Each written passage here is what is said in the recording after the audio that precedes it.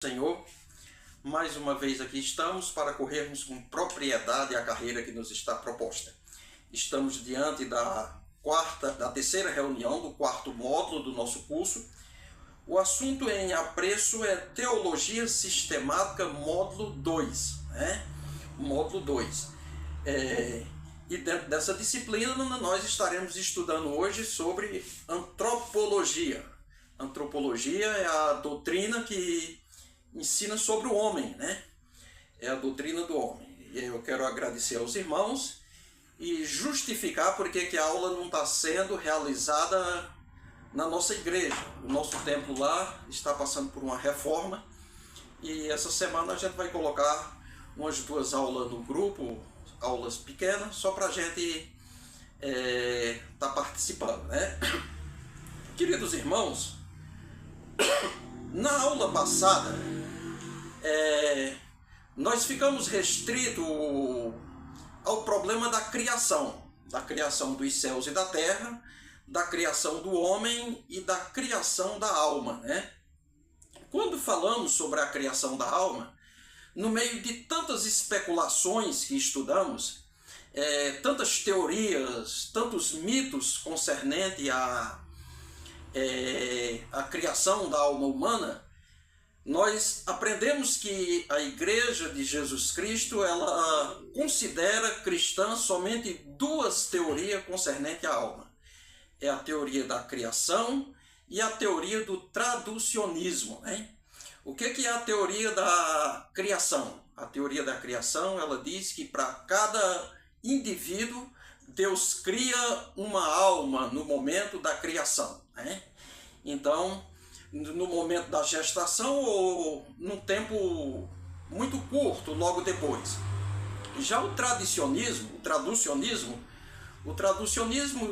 ensina que a alma ela é trazida dos pais para os filhos, por isso que chama traducionismo. Na verdade, as 2 teorias elas são criacionistas. O traducionismo também ele é criacionista, só que é um criacionista mediato. Eles ensinam que Deus criou a primeira alma de Adão e ela tem sido trazida para a sua descendência. As 2 teorias são apoiadas, têm fundamento bíblico. A Assembleia de Deus ela é majoritariamente criacionista, mas respeita, vê com bons olhos o traducionismo. Até porque, pela sua história, o traducionismo ele é tão antigo quanto o criacionismo. Grandes expoentes da teologia bíblica cristã foram e são traducionistas. O primeiro traducionista de nome foi Tertuliano, o homem que criou a palavra trindade, Então, Martinho Lutero, o reformador protestante, ele também era traducionista. A Igreja Ortodoxa Grega, ela é traducionista majoritariamente. Grandes teólogos da pós-modernidade são traducionistas. O Charles Hodge, Augusto Strong, que eu estou aqui com a teologia sistemática dele em 2 volumes, são traducionistas e tem base bíblica para teoria que defende. E a base que eles têm, a principal, é que diz que quando Deus criou o homem, ele só soprou nas narinas de Adão e fez dele uma alma vivente e nunca mais nas narinas de Eva ou de quem quer que seja. As 2 teorias, elas têm pós e têm contra. Para aqueles que defendem o traducionismo, eles não têm muita dificuldade de provar que nós herdamos o pecado de Adão. Afinal, é transferido. Mas para aqueles que defendem o traducionismo, já fica muito difícil negar que Jesus herdou a natureza caída de Maria. Então, cabe a gente estudar com calma, nós abordamos isso aí, eu estou colocando aqui no grupo para os alunos que não estão vindo presencial, que de tudo que foi abordado sobre a criação, somente essas 2 teorias, traducionista e criacionismo, eles é aceito pela igreja. Depois nós falamos sobre a criação do ponto de vista criacionista. nós aprendemos que o criacionista eles tem duas vertentes principais. O criacionista da terra jovem e o criacionista da terra antiga. Os criacionistas que defendem que a terra é jovem, eles advogam que a terra tem entre 6 e 10 mil anos de idade, né? E esse grupo de criacionistas que diz que a terra é jovem, eles estão divididos em 3 classes, né? Os criacionistas que diz que a terra ela é plana, deixa eu ver se eu os encontro aqui. Os criacionistas que diz que a terra é plana, hein?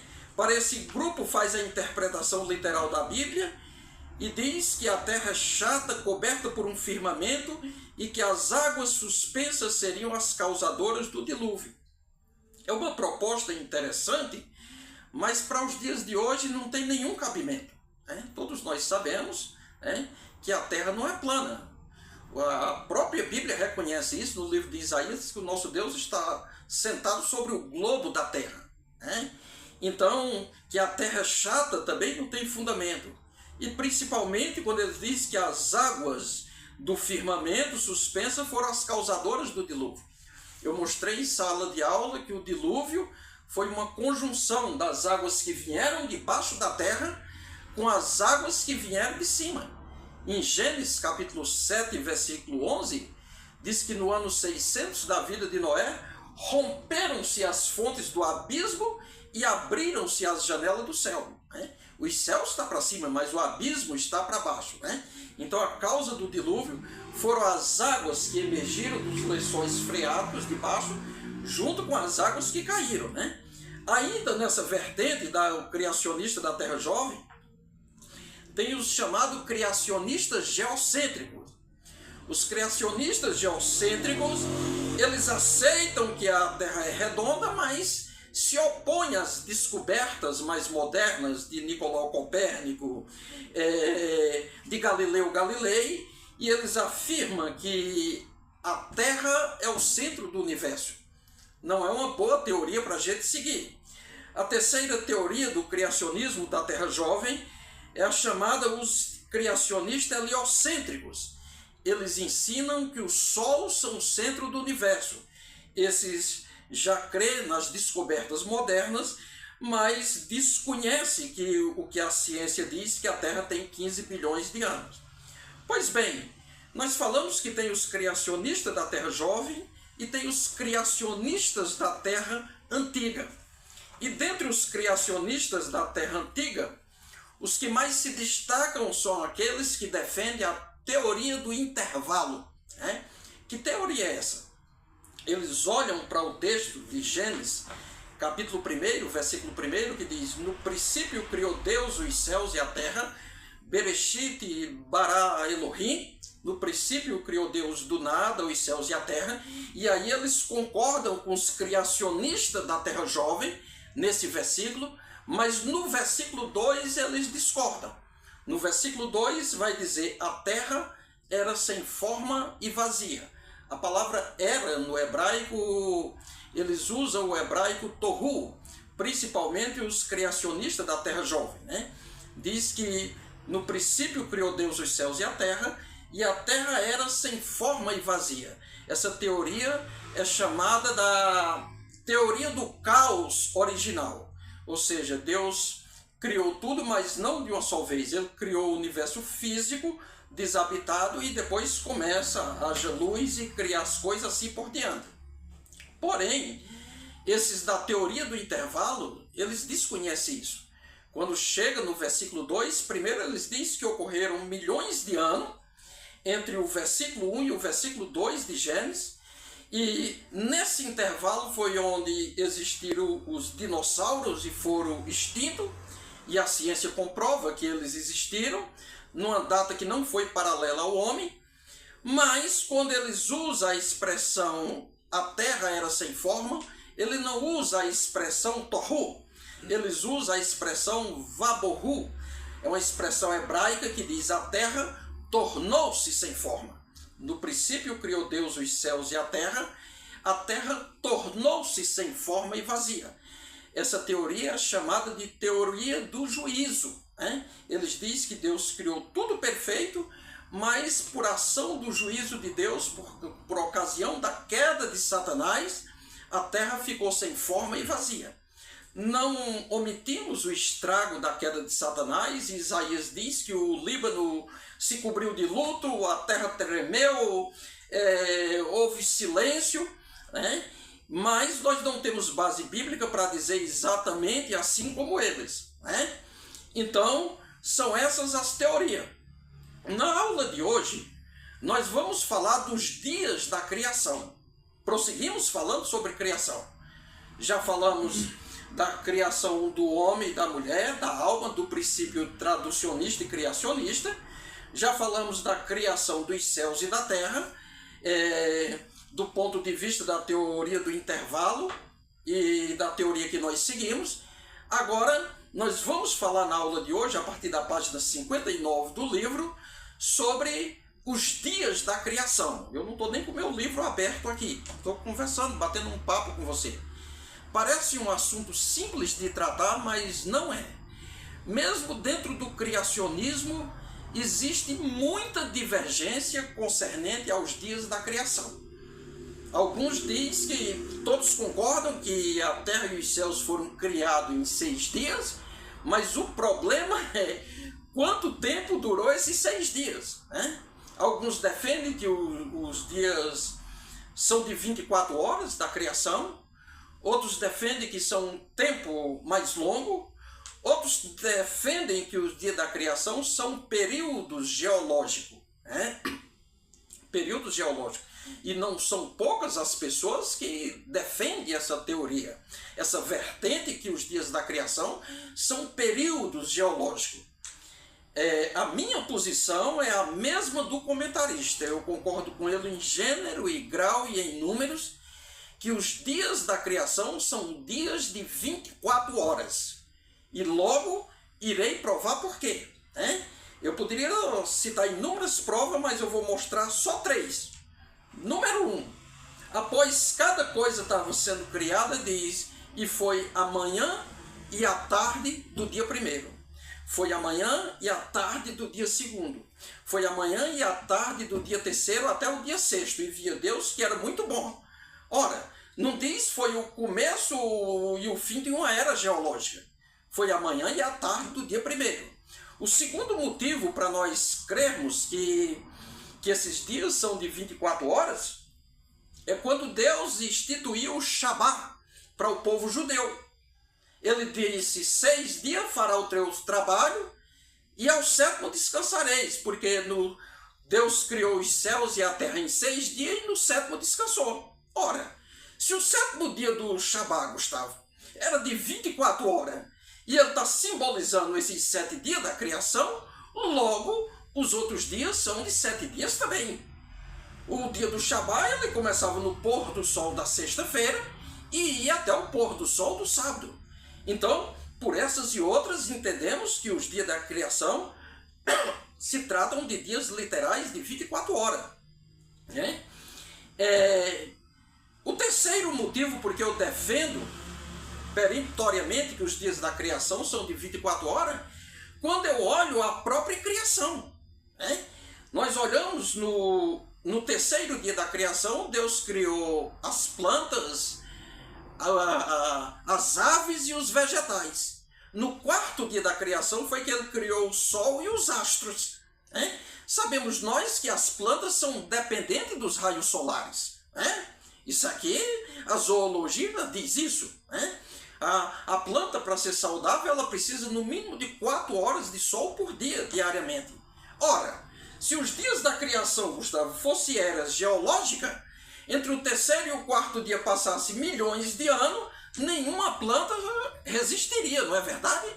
Mas se os dias da criação, eles são simplesmente de 24 horas, logo entendemos por quê que pode perfeitamente ele ter criado as plantas no 3º dia e só no 4º dia criar o sol, porque uma planta pode ficar 2, 3 dias, 4 dias sem sol e isso não é problema nenhum. Né?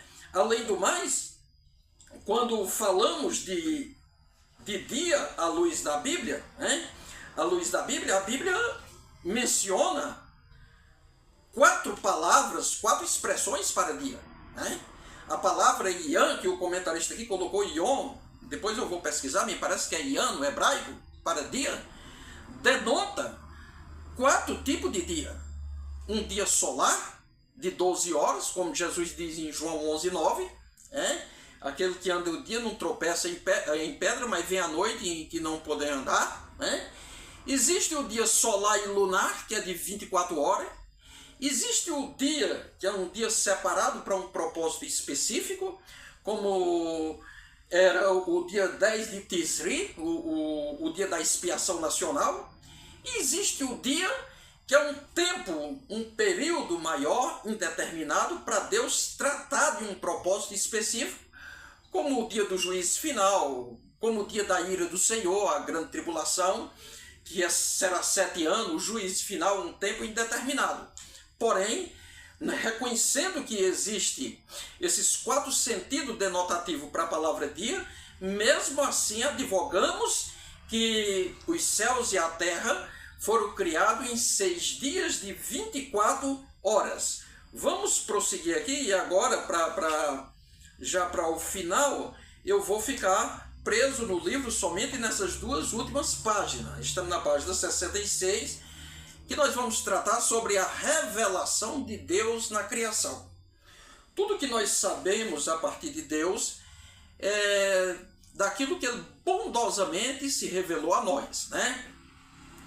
Deus se revela na Bíblia como um ser infinito, eterno e autoexistente. Olha, Ele se revela a si mesmo como um ser infinito, ou seja, um ser que não teve começo, não tem meio e não terá fim, eterno, que sempre existiu, que existe e sempre irá existir, e autoexistente, ou seja, que Ele é a causa da sua própria existência. A minha existência foi meu pai e minha mãe, mas Deus, Ele é autoexistente. E como a causa primária de tudo que existe. Ora, se Ele é o Criador, se pressupõe que Ele é a causa primária de tudo que existe.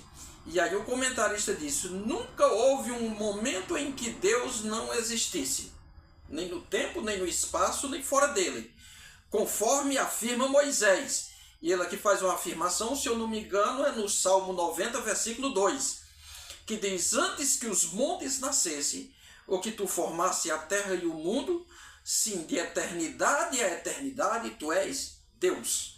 Moisés diz que Deus sempre existiu de eternidade a eternidade.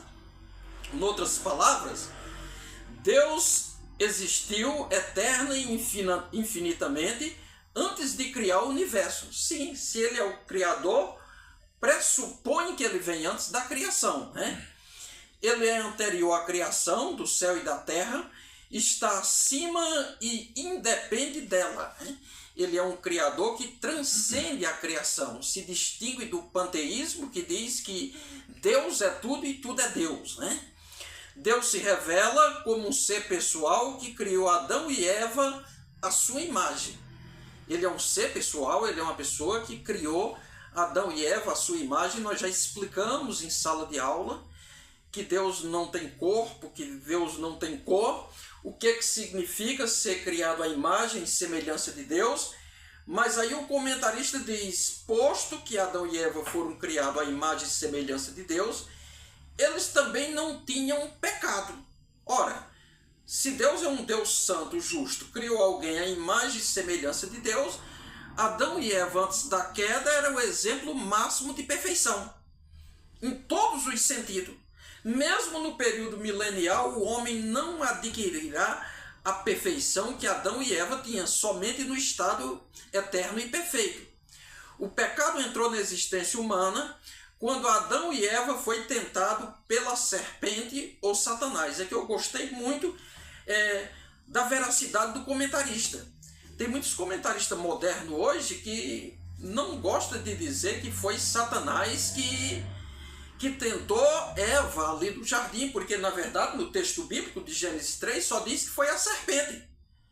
Mas qualquer pessoa que usa, como dizem em latim, usa os loquendi, usa do contexto original, usando o contexto da palavra, no caso aqui o contexto posterior distante, nós vemos como passagem em Romanos, Apocalipse 12, 9, né? Que diz que caiu a antiga, o diabo, o dragão, a antiga serpente, né?